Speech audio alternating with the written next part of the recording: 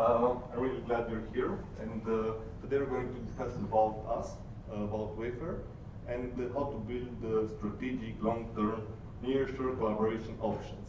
I know it's a long title, but yeah, we thought a lot about it, so I had to say it all. We're going to divide this presentation in two parts. The first part is about Wayfare, who you are, where we're from, what we're doing, what technologies are we doing, and about numbers. And the second part is about collaboration options and how we build collaboration options with our partners and what's the flow of doing this. First, a couple of words about myself. I'm Mihail. I'm project manager at Wayfare. I started as a progress developer back in 2006, and I worked as progress developer, team lead, project coordinator, and I joined Wayfare in 2013. Now I'm managing 4 projects at Wayfare, and the first part is going to be handled by my colleague Ovidiu, and then we're going to discuss about the collaboration options. Okay, thank you, Mihail. So as Mihail said, my name is Ovidiu. I'm working for Wayfare for almost 7 years now, so I was one of the first employees. I've been bragging about it. It was an interesting journey since we started. I'm project manager currently, but I started my journey in the IT domain 2002, 2003 already. As a web developer, full stack developer, and slowly, starting 3 years ago, I moved to a more, let's say, middle management position. I said enough with the code, it's, it's too much for me, then I will just switch to a project management position. Currently, actually, before this conference, I was handling projects, but now I'm currently managing two big ones, and I know a person there who knows about that. So currently 2 projects, a little bit of, let's say, history. As Mihail said, I will discuss a little bit about Wayfare itself and also a short introduction to our location. Wayfare stands for, it's coming from the Old English, it can be translated to the act of journey. Basically, it's an act of journey that we are trying to achieve with all our customers, and I'm not just saying that because also for us, it's a real journey, just to be able to know a new customer, to know their culture, their way of working, their business, and yeah, to create that chemistry in which we can really provide the expected results. Some numbers. So in December, we'll have 7 years of activity. For the moment, we are 71 professionals. It was a very organic and stable and healthy growth during these 7 years. We served 33 customers so far. Currently, we have 15 active customers. We trained 151 people, and you will see later on why all this training is needed. In total, 18 training programs, and out of those, we hired 62 people. Our location. I don't know exactly how many of you know what you know about EMEA, and I'm excluding the news. So yeah, business-wise, we are a leader in outsourcing in the Central Eastern Europe, let's say. It's a member of European Union since January 1st, 2007. So this basically means we follow the same general fiscal and financial regulations, which is a sign of stability and predictability. We can say we are a small country, 20 million people, but let's say that we are mostly focused on IT, especially the Transylvanian part, top 10 globally of certified IT people. It's one of the best destinations for IT companies, and also Transylvania and Cluj in general, it's very open to these new collaborations and IT-related projects. In terms of universities, our universities are in top 3 in the world for that design competition, which is a competition for students. Since 2001, we are doing very well also in the informatics and maths Olympics and all that. More engineers per capita in US, India, China, or Russia. And roughly That's a very rough number. 98.38% of IT specialists speak English, so communication will not be a problem. And another added plus, let's say, a lot of similarities in the business culture.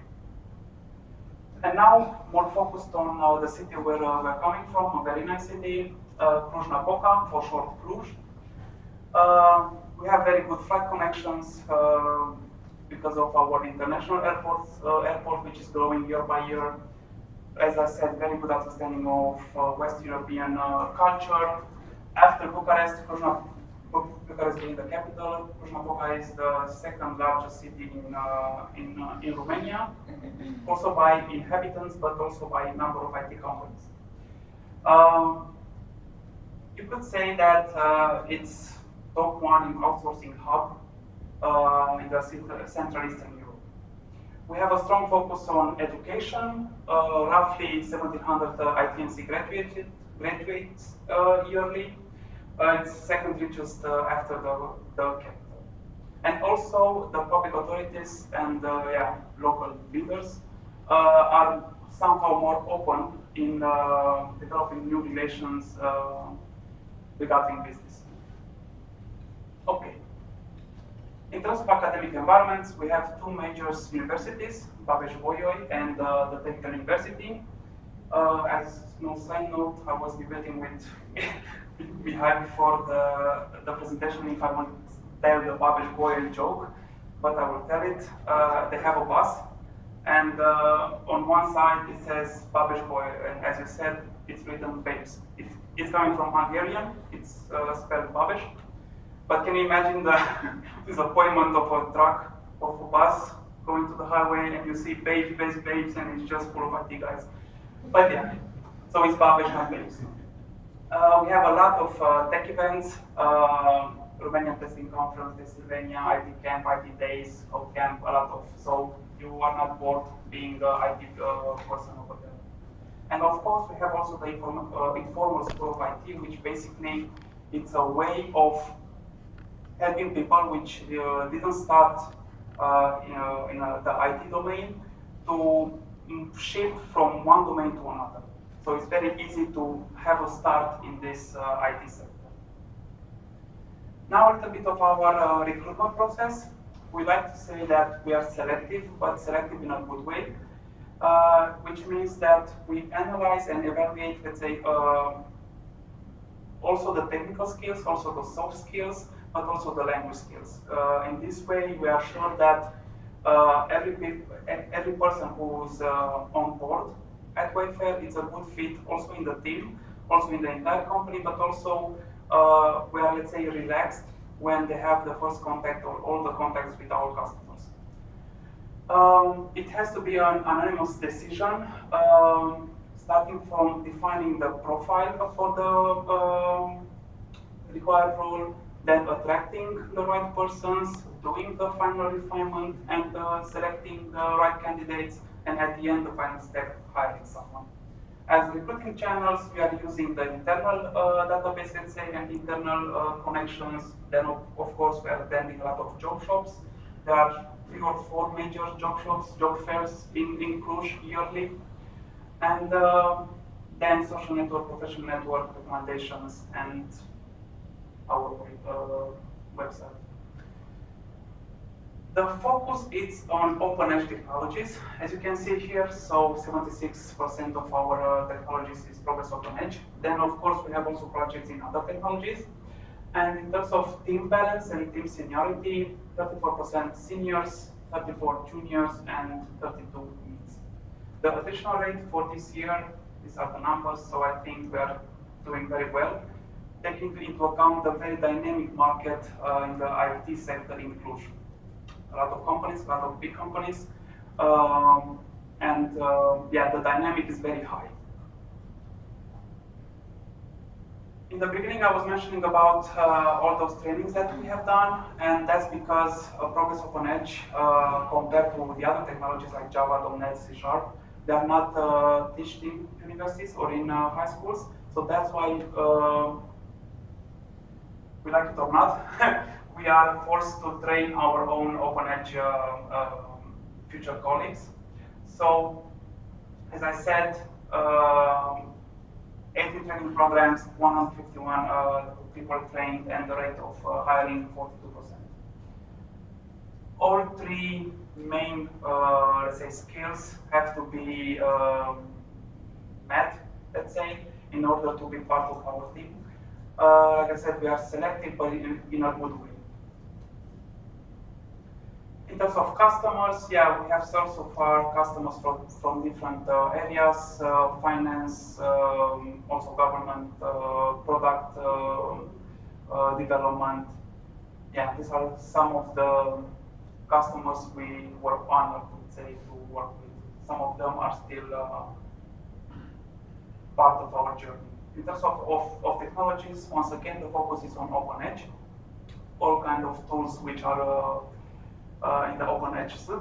And then Microsoft technologies, web technologies, and other small parts of different tools, CMS, and also an increasing demand, but also an increasing, let's say, work in our company for the manual and automation testing.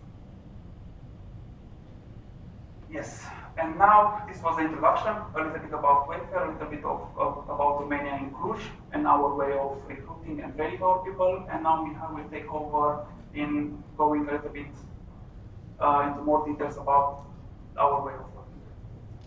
Thank you, Ovidiu.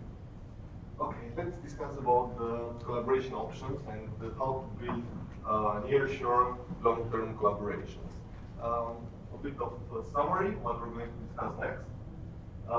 We're going to have a short introduction for those of you who don't know what nearshore and offshore is about, and then we're going to discuss about our process of building this type of collaboration, about our glass house operation, about women, do's and don'ts, and depending on the time that we're going to have left, we're going to have a small demo on our management tool, Wayman, and see a bit of what it's in there. Introduction, yeah. What's nearshore, what's offshore, what's onshore? Well, this is a term that started around the 90s when the companies wanted to outsource their services and development services. And offshore represents anything that is developed outside your own company. And this can be done onshore, and that means more or less on the same country, but on a different company. Offshore, which is more or less overseas, or nearshore, which is in the middle. Yeah, you have companies that are location-based quite close to your company, which is plus minus 4 hours as time zone. And the advantage of having a nearshore collaborator is that the culture is pretty much the same. And most of our customers are from Western European countries, like the Netherlands, Germany, Switzerland, UK. We have one exception there, and that's a company based in Vermont. But we're going to discuss about that a bit later. Okay, way of working, yeah. We're doing this build of collaboration in steps. Yeah, we're starting in the initial phase, then we're doing an assessment, and then we have a proof of concept. We're going to discuss about the methodologies that we adopt, the tools, and of course about the teams, the core of any project. Initial phase, well, this is the get to know each other phase. This is the phase where we introduce ourselves and we decide which is the responsible, which is the decision-making person, and we're going to see what are the initial requirements, what's the need, and what we want to achieve. The assessment, well, this is the evaluation. It's the evaluation in terms of technology used and in terms of what we want to do. What we propose in this phase, and it's a phase from 3 to 7 to 10 days, we propose an initial contact, a face-to-face discussion, an assessment on site, and based on this assessment, we're going to see if there is a need for a proof of concept or is just the first part.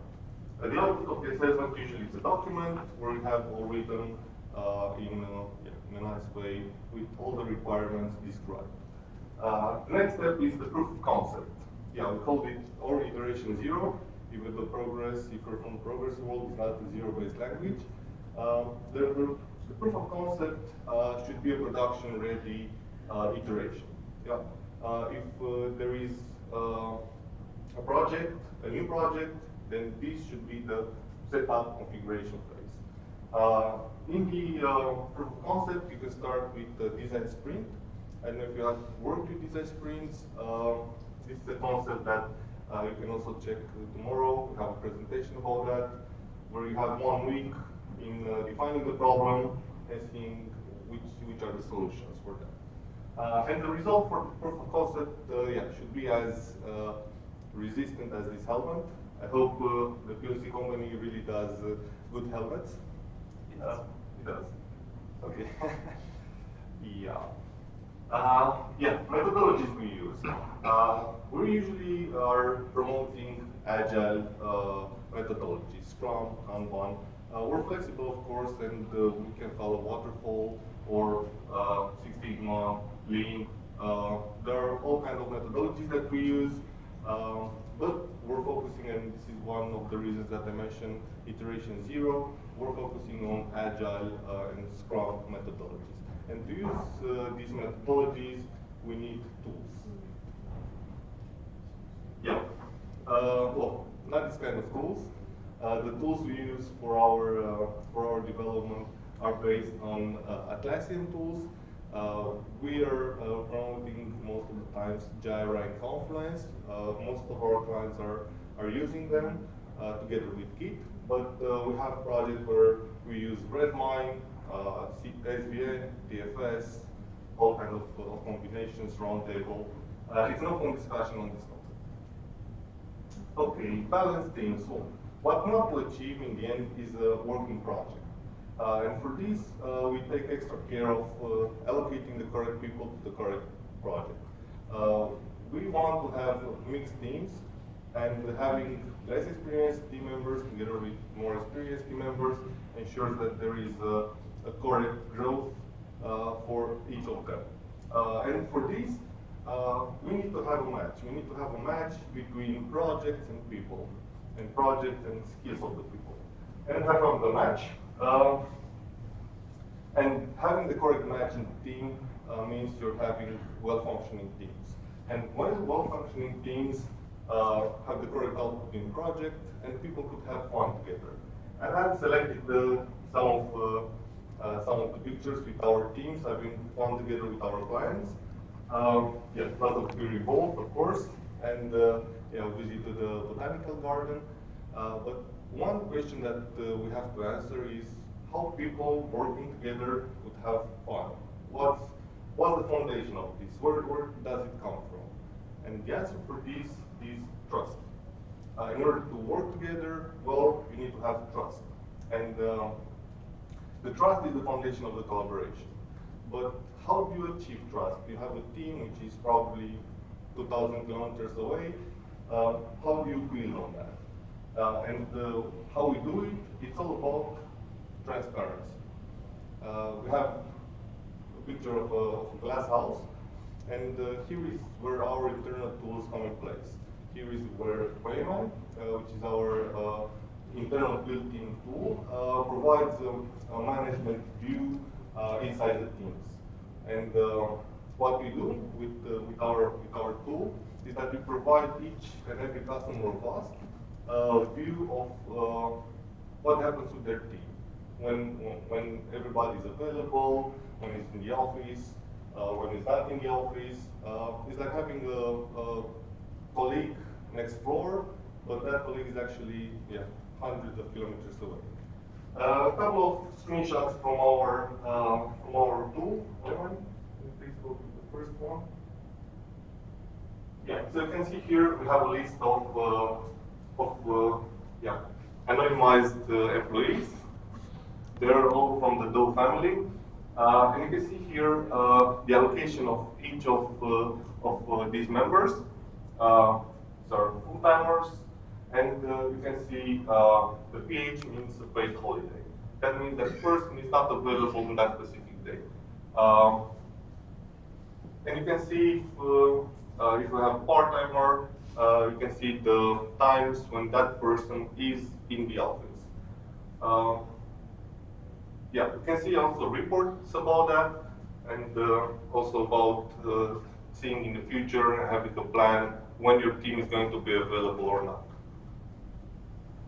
And this is the group work project. Yeah, you can see on project all the team members, and in the end you can have a report and see the number of hours that each of the team member has spent, and yeah, have a report on it. Okay, in summary, do's and don'ts. Well, 2. Listen, be open, have respect, involve team in decisions, and draw short lines in communication. And of course, don't forget to have fun, because there is the trio between the match, the trust, and the transparency. I think this is the giveaway that I want to have from this session. A couple of words about our interns. Yeah, I have selected a couple of pictures with our interns during different times of year. They're more or less dressed. So we have an ongoing internship program, and twice or 3 times per year, we're doing our selection of people, and we're starting these internships. We have 2 months or 6 to 8 weeks of pre-employment training. This is focused on Progress APL, on the language and the syntax, and also it's about soft skills. It's about technology, but it's also about teamwork and how every person fits our team. Once we have the selection process ready and our colleagues are already part of Wayfare, we're starting a mentorship program. The mentorship program is about building a project from scratch and building it in a real-life approach. And that's also having the correct team being in place, the project manager, product owner. There is a technical lead. The developers are, of course, the new hires. And this can take up to 2 or 3 months. So everybody should be ready once they enter into a real-life project. And we use the same kind of tools that we use in our projects. Yeah. After this, yeah, every employee of Wayfare goes into a personal development program.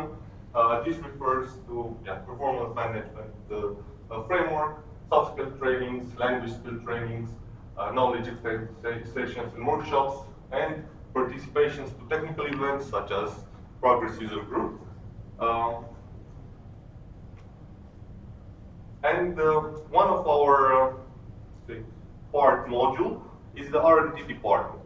The R&D department focuses on developing tools that we use for ourselves, and in time can grow and develop to products that we can sell and show. On our R&D program, at this moment, we have the business dependency manager. This is the package manager that handles progress projects that can be split in modules and have links between them and dependencies. This will help also the versioning system of the tools and also in the deployment model. We have a mission test. This is the configuration administration of selection tests. This is used internally to select our people for the internship programs. And we have the module split for analytics tool. This was just started and refers to having big monolithical applications split it out in modules. I think this is one pain that a lot of our customers have, is that they have one big application, they cannot split it, they cannot deploy it in smaller packages. So this tool would help in just identifying the modules that can be split and developed further. And of course, we have our products. We started which started from our R&D or from a special need. And we have Wayman, which we're going to see in a small demo. Wayman has two parts. The first that we have seen is the Wayman that we offer to our customers, in which every customer can see their team. But we also have Wayman as a management tool, in which we manage all the holidays, all the hours or the capacities that we have internal, all the time registration and so on. And we have Anonite, Anonit. We debated a lot for the name.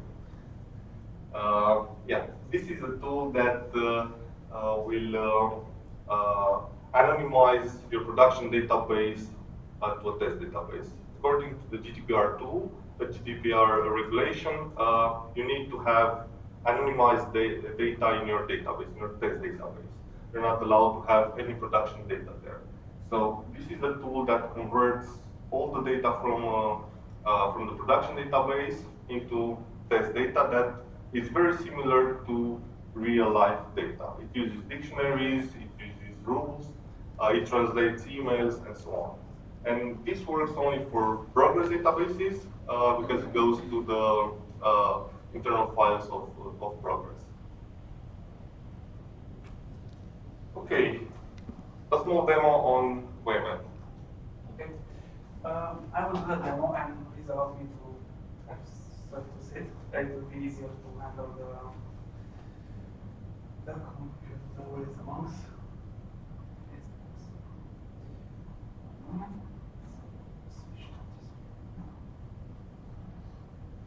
Okay, so as Mihail said, this is a tool. As all tools or products basically starts from a need. When your company has 2-3 people, then it's very easy to track them, okay, when they are in, how many days off they have, and all that management things. But honestly, also last year I saw a company with 300 people which were handling all this data into one Excel file. So I was like, how do you do it? And the HR woman over there, it was like, well, you don't want to know. So it's one Excel file, one sheet per year, luckily, and handling information for 300 employees in terms of when they were hired, what type of contract, how many days off, all kind of documents in one Excel file. And I said, well, I hope it's on OneDrive or some cloud solution. Oh no, it's here, safe on my computer.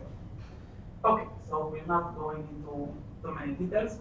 I will log in now with, let's say, project manager role. And yeah, this is the dashboard. On the dashboard, you can set up and configure multiple widgets. You saw some part of this information also in the presentation. This is the employee presence. Basically, for all the colleagues, for all your teams, you will see here for current week their presence. You can slide between weeks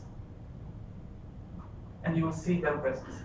This one, you see these small bullets in front of the names. Basically, this one, it's at least in our case, it's connected to our clocking system. So each time when they clock in, clock out, that bullet will be green when they are inside the building or gray when they are out. It's very easy not to just to know if someone is at the office or not. Also here we have pending requests or approved requests for different kind of requests. Hours out, paid holiday, illness, business trips, all kind of multiple requests. And here are all your colleagues and basically the team. And you will see for all of them their current status. Here we have, at least for this demo, we have some pending requests, which are assigned only for the current loading user. So we know that Alex requested 1 working day off in this interval, and I'm allowed to approve it or to reject. All kinds of notifications. So basically everything is configurable, and you can display it also for your customers, also for different roles inside your companies. And here, so you know exactly when you will eat some cake and yeah, the upcoming birthdays. October and November will be a busy one. Okay. As I said, I'm logged in with the project manager role, so also the menu is it's configurable based on roles. I will show you a little bit later. So in the HR module, we'll have, let's say, the employees. But being a project manager, I'm only allowed to see them and to change some informations, but I'm not allowed to actually edit them. Maybe it's better to just log in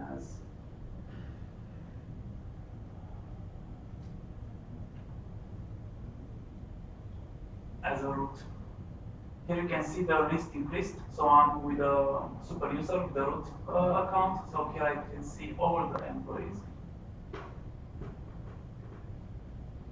And for one employee, let's see exactly what can we store.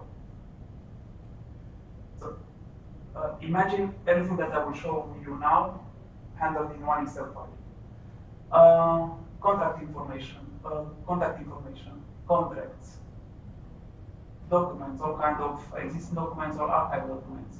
Information also about children, because we like to have like children parties for our employees, so it's very useful to know exactly how many children they will attend.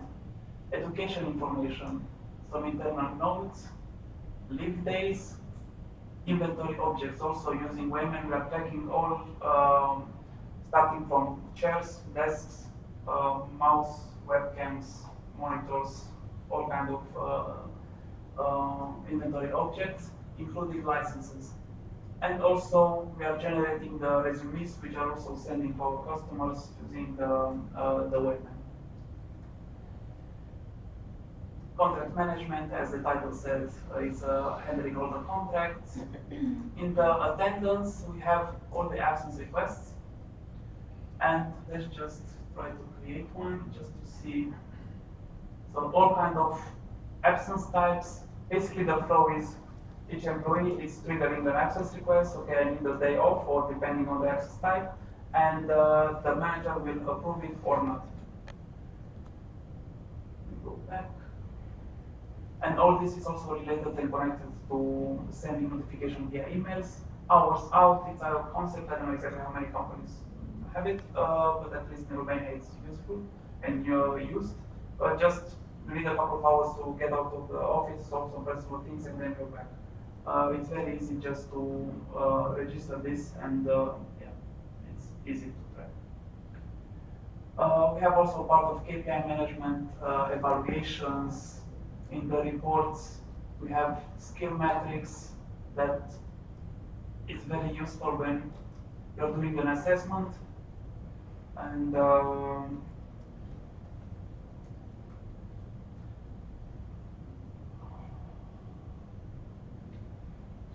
yeah, or when you want to see exactly who from your company knows a specific technology, it's very easy to track. Of course, every tool we want will not work if you're not using it. So you have the tool, but you have to enter the information so it becomes useful and useful. All kinds of statistics that can be built up based on the company information, for contracts, for roles, years in company, birthdays. Also a full overview of exactly your employees, how many days off still have to take. The allocations overview is a very nice one.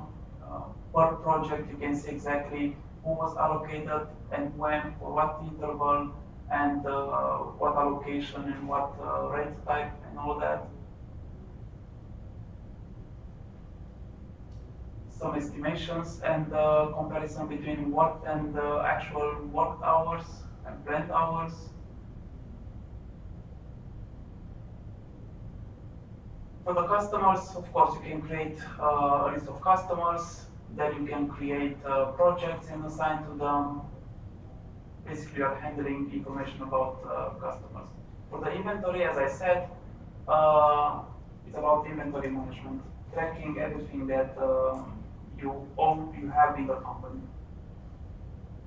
For the recruitment, Basically, it starts from the admission testing, in which you ask potential candidates to come to your company and physically give a test. And then jobs and all that. And in the config, you have a lot of configurations, application configuration for roles, users, access rights, countries, all kind of registry informations that they are used as selection lists, let's say. Yeah, this was like just a short overview of the women application. Of course, if you need more information, you can find also information about this product on our website, but also the remaining days at our booth. I'm more than willing to, to answer your questions. For us, it's a very useful tool, and we cannot really imagine working without it. So we will not go back to any Excel file or Word document for sure. It's very useful, and also for our colleagues, which of course, as an employee, let's say you don't have access to all this information, and the menu is slightly lighter, but just being able to have on hand all the information about hours tracking, clocking, and all that information for them is very useful. So, okay. There are questions about the demo and the tool. This is the second version. On the birth of Wayman, we had an initial version, and 2 years ago we basically rewritten and we did a lot of changes in terms of framework that is used, security, and all that. So it's like ready for production. We're using it for a long time. And also currently we are working for the mobile app version of the product. It's not about, so it's not, also this one is responsive. So you can work with it from a mobile phone or a tablet, but we are actually working for the mobile app, an native mobile app, iOS and Android.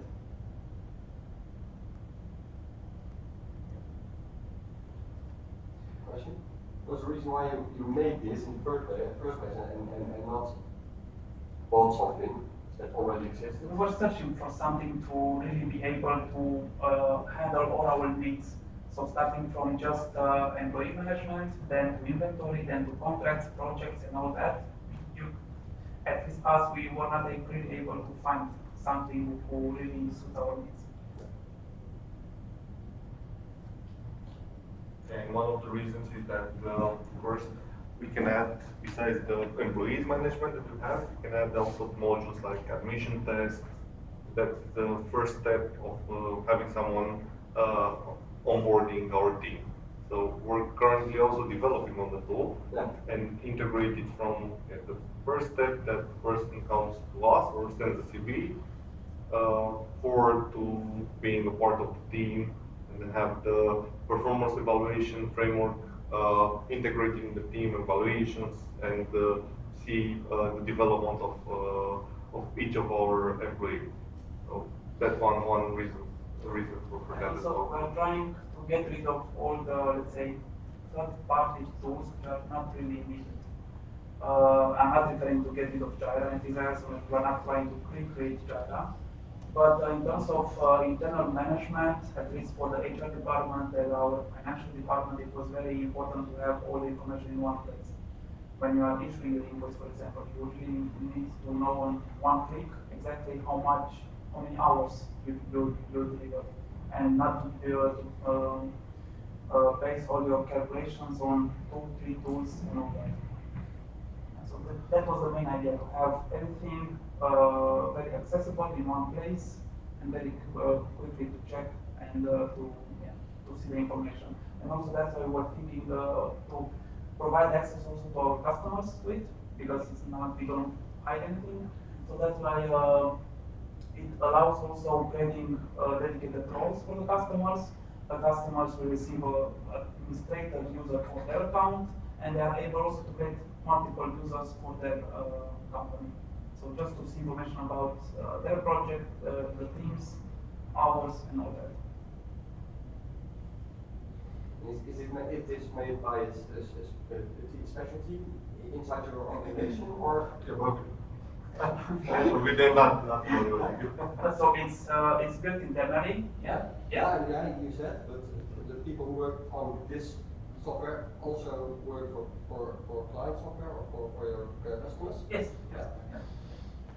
All the requirements, let's say, were gathered internally by from our COO or CTO to HR departments and also by our employees. Hey, what about this idea and all that? So it was growing internally based on our, let's say, day-to-day needs.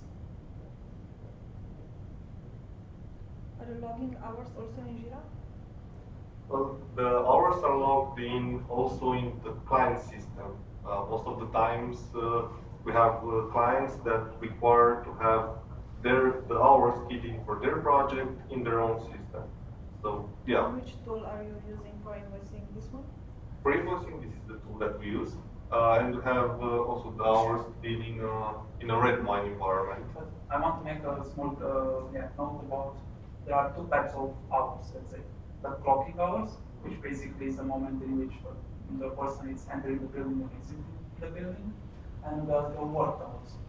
So they are tracked differently because if you are 8 hours at the office, not necessarily means you actually work 8 hours. So that's why we want to keep a clear difference between work hours, delivered hours, let's say, and physical presence hours.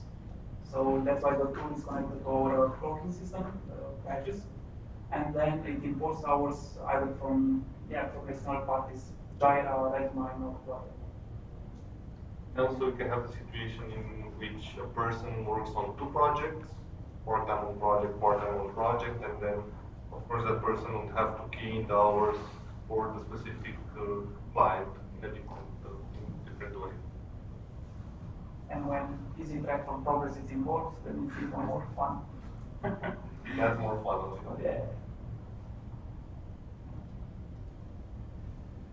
Okay. Okay, well, if there are no more questions about the tools, just picked up some examples of our projects and have our oldest ongoing project, and by oldest I don't mean rusty, but actually mature. It's Brantano. It started in 2013, I think more or less half a year after the company started. So we're quite proud to have an ongoing project, and it's still growing in terms of functionality and technology used. We have our farthest client, which is based in Vermont. It's not actually following the nearshoring pattern and outsourcing, but we have a really good collaboration with them. So yeah, we're proud of being able to collaborate with clients so far away. And we have a project which groups 10 nations in one project. So yeah, that's the OC project. Really nice of being involved in this type of projects. So it can be challenging to Definitely. yeah, but it also has advantages, and also for sure you're not bored, and in terms of career for sure it will be you will grow each day. Can I ask something here? Sure. Are you doing 100% of the work nearshore/offshore from a Vermont perspective? There? Or do you also have local presence on the customer side? No, we're doing fully offshore or nearshore development. So how do you do the sales project or the requirements definition, which demands high interaction with client, for example, or managing dependencies on the customer side? Yeah. Can you tell us something about that? What we usually do, we promote the high frequent visits towards the clients. So yeah, that's on site. that's on site, yeah, but that's not development site. We usually do maybe twice, 3 times per year visit to our clients, and we invite our clients to our site, and we do sessions of development together. But most of the times, the sessions that we have together are for requirement analysis, for configuration, for designing new things, and not necessarily developing together. But that can be done as well. And we Regarding sales, I mean, how do you attract new clients? Do they call you? Or you have to be present locally to find new clients, right? Not necessarily. Well, we do sessions like this one, and clients do contact us, but most of the times our clients recommend us to different clients, so it's And believe it or not, the open knowledge world is a really small world and networking. So, and as I said, in the Central Eastern Europe, we are, Wayfare as a company is, let's say, the biggest center of open knowledge developers. So, so recommendations and all that. It's not really needed to be on site or to have an office with a big mark outside Wayfare and our sales guy is really, behind you and and is really handy in all that. Yeah. and it Well, sells. the promise community for 25 years. So Yeah, I know my customers better than I have. How far does collaboration go with customers' development teams? What do you mean by Well, that? if the client has their own developers as well, do you do training, do you do partnerships, that sort of thing? Yeah, in most of our projects, we have mixed teams with our clients' development teams, and for most of the times, the clients' teams are very good in the functional part. They know the product, their product, and they know it very well. So what we do is a mix with that team and let them do the functional part and the product definition and that part, and we can help them in the technological part, in developing new tools, maybe other tools that they haven't developed so far. Also, it really depends on the project needs and the customer needs. Here, there are multiple types of projects, modernization, new projects. So it's always a discussion, do we integrate a new team to an existing team, or it will be a completely new team only on our side. So it's really a mix of discussing. That's why the assessment phase is really important, and that assessment phase usually is on site. Yeah. I don't think we have any project in which we didn't met with the customer. So. No, we had the tool, the anonymization tool. It was only our team developing the product and the trust team providing the requirements, and also the user acceptance at the end. Yeah, but we promote face-to-face meetings. I think they're the most productive ones. And we do encourage not to, at least from our customer, not to be seen as simply executants is the word. I don't know. So we really would like to be involved in all the processes because we really think we can add additional value to the projects. So it's not a matter of receiving the requirements, just do, deliver, and that's it. So we, if possible, of course, we really like to be part of the entire process, to be seen as partners, not just suppliers of services and all that. It's always easier. Also, when the customer shares with you the future plans, the big picture, you also can have, I don't know, based on the experience, some advices, some, we suggest this and this and this. So this is why we like to consider ourselves as partners, not really just suppliers of services.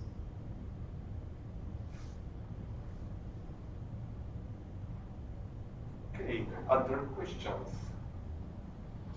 About the project financing, what's the share between fixed price and material based projects?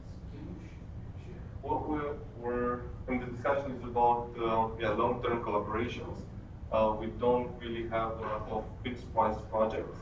You don't have? Yeah, we don't have. I think there were a couple, but our focus is actually building partnerships with our customers, and that's long-term relations.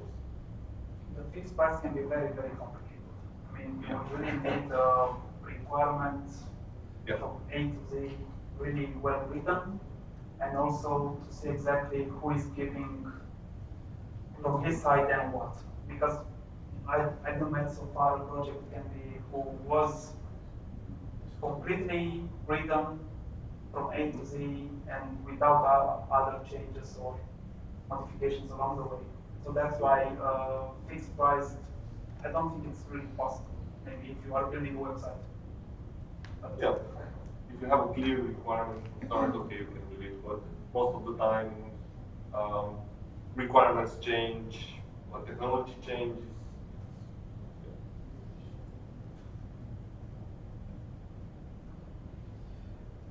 okay. Other questions?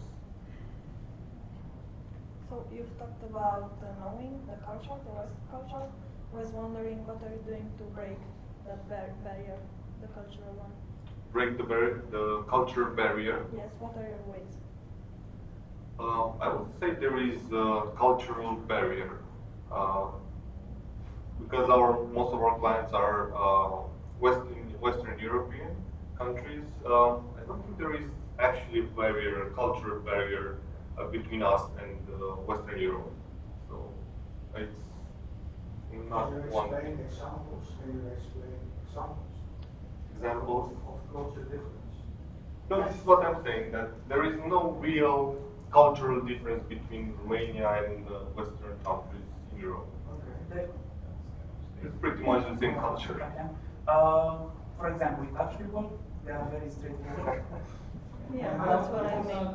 I would very much. I've done a lot of. I'm Dutch, right? So I've done a lot of work in Belgium. We just tell it We have how the it is. same language, but we have a totally different mindset. So even on such a small geography, there are differences which may determine the success or failure of a project. So Well, I think we should go back to the do's and don'ts slide, yeah. where we do the part of listening, be open, share your ideas, involve teams in communication between analysis, draw shoreline in communication that don't put the person in a router in the middle, just leave the teams collaborate together. This kind of topics. Having fun together is also one part of knowing each other better. But culture is in behavior, so it's very difficult. Yeah. Well, you wouldn't you can in the same country you can have different opinions. It's No, that's opinion. You can talk about that. and also culture about it. Yeah. I guess also north of Netherlands has a different culture than southern Netherlands. So if you're putting like this, then the guy next to the next neighborhood would have a different culture. But yeah, I think everything is about communication in this part. Yeah, What so, did we do?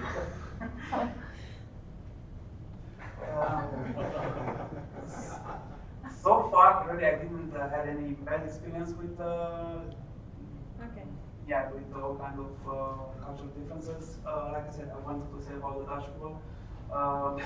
That one thing that I learned from them, and I know for sure that I didn't have it in the beginning. It's being very honest and straightforward.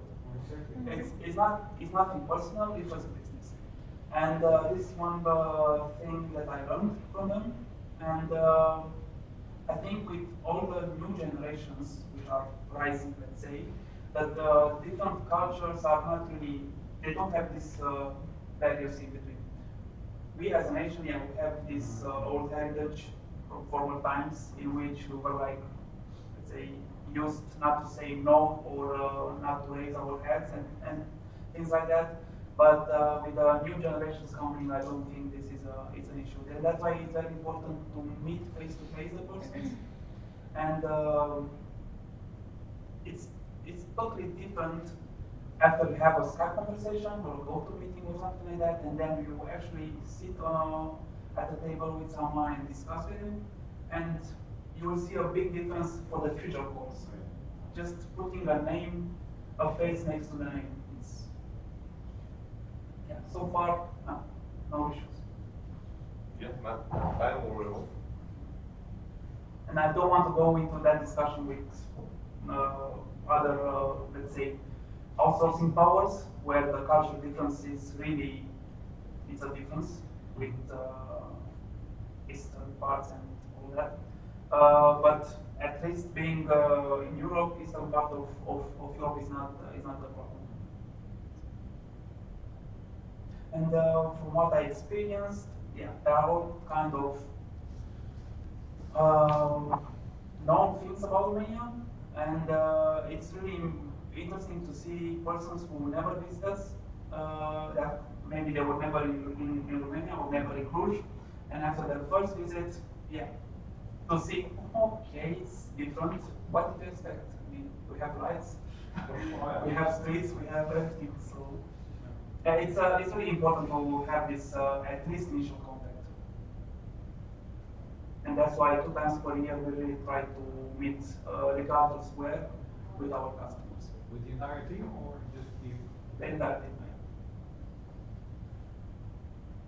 I have Yes, one ma'am. question.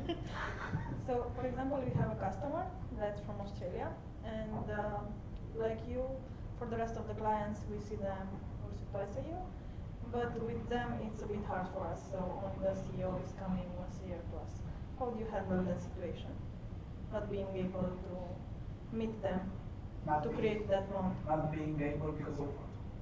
Because of distance, big costs.